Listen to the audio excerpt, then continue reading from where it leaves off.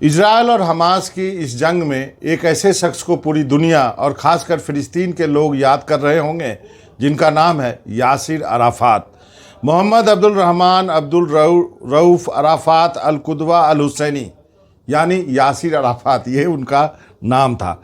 Yasser Arafat जो है वो जन्मे इजिप्ट में, पैलेस्टाइन माता पिता के पुत्र थे, वहीं पढ़े, अरब राष्ट्रवाद को अपनाया और इजराइल का विरोध करना शुरू किया था अपने कॉलेज के दिनों से।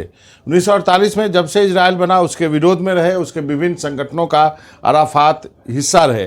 पैलेस्टाइन स्टूडेंट यूनियन जो कायरो में था उसके भी अध्यक्ष रहे और बाद में उन्होंने फतेह पार्टी की स्थापना की जो अरब देशों के साथ मिलकर के इजराइल पे हमले किया करता था। 1967 में अराफात ने पीएलओ यानी फ़िलिस्तीन लिबरेशन ऑर्गेनाइजेशन में शामिल हुए। अराफात अलग अलग जगह में रहे, अरब देशों में, सबसे पहले लेबनान में रहे, ट्यूनीशिया में रहे, बाकी जगह रहते हुए इजराइल के खिलाफ लड़ते रहे। 1988 में अराफात ने 2 स्टेट सोल्यूशन यानी फ़िलिस्तीन और इजराइल 2 राष्ट्र होंगे उसको स्वीकार किया। 1994 में पैलेस्टाइन गए और गाजा में रहने लगे थे। आपको याद होगा जब भी आप इजराइल और फ़िलिस्तीन संघर्ष की बात करते हैं तो आपको एक शब्द सुनाई देता है, इंतिफादा।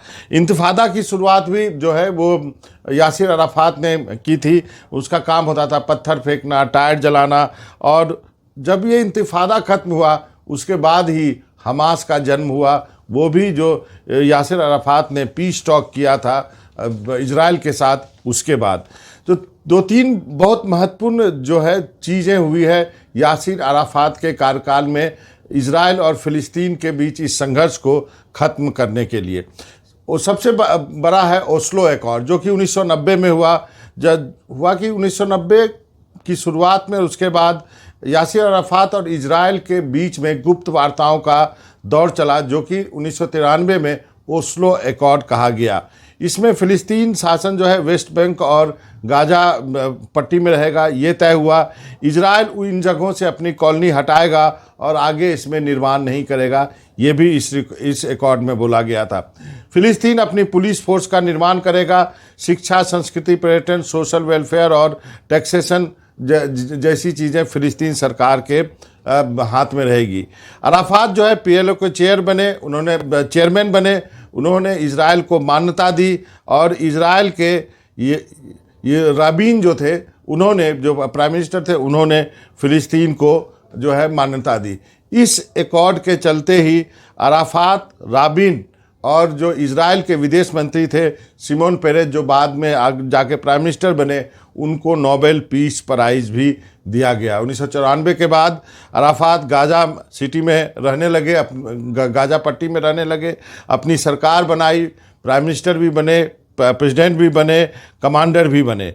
अब जो है उसके बाद एक और एकॉर्ड हुआ जिसको कि अराफात ने मानने से इनकार कर दिया था। ये जो है कैंप डेविड एकॉर्ड के रूप में जाना जाता है, जब कि इजराइल के प्रधानमंत्री बराक ने अराफात के साथ समझौता किया था जिसमें करीब करीब कहा जा रहा है कि 73% हिस्सा जो है वेस्ट बैंक का और करीब करीब संपूर्ण जो है गाजा पट्टी जो है वो दे दिया गया था फ़िलिस्तीन को। लेकिन ये एकॉर्ड इसलिए काम नहीं कर पाया क्योंकि जो बराक हैं इजराइल के प्रधानमंत्री, वो अगला चुनाव हार गए शिमोन जो उसके बाद, और ये बातचीत जो है वो टूट गई।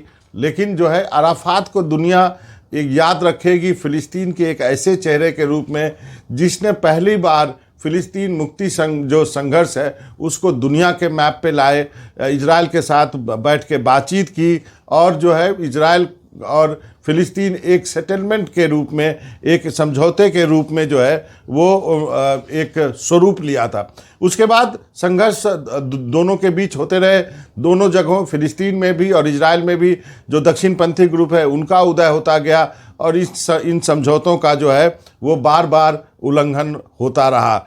इजराइल और फ़िलिस्तीन के जो इस एकॉर्ड के जो कर्ता धर्ता थे, मैं आपको बता दूं यासिर अराफात के संबंध भारत के साथ भी बहुत अच्छे थे। इंदिरा गांधी को वो अपनी बड़ी बहन के रूप में मानते थे। 1964 में पीएलओ को जब मुक्ति संगठन जब उन्होंने बनाया था, उसके बाद भारत ने जब पहली सरकार वहाँ पे बनी तो सबसे पहले भारत ने जो है, अरब देशों ने सबसे पहले मान्यता दी और अरब देशों से बाहर भारत ने जो है यासिर अराफात के सरकार को मान्यता दी थी। तो आज कोई भी चेहरा जो है आपको फ़िलिस्तीन का नहीं ऐसा दिखता है जिसको कि पूरे वर्ल्ड मैप पे एक नेता के रूप में स्वीकार करे, या भारत जैसा देश या अन्य गुटनिरपेक्ष देश उसको एक नेता माने और उसके साथ बातचीत की जाए। आज अनफॉर्चुनेटली कहेंगे कि जो फ़िलिस्तीनी मुक्ति संघर्ष जो है वो हमास जैसे आतंकवादी संगठन के हाथों में चला गया है, जो कि गाजा से ऑपरेट करता है और वो एक हथियारबंद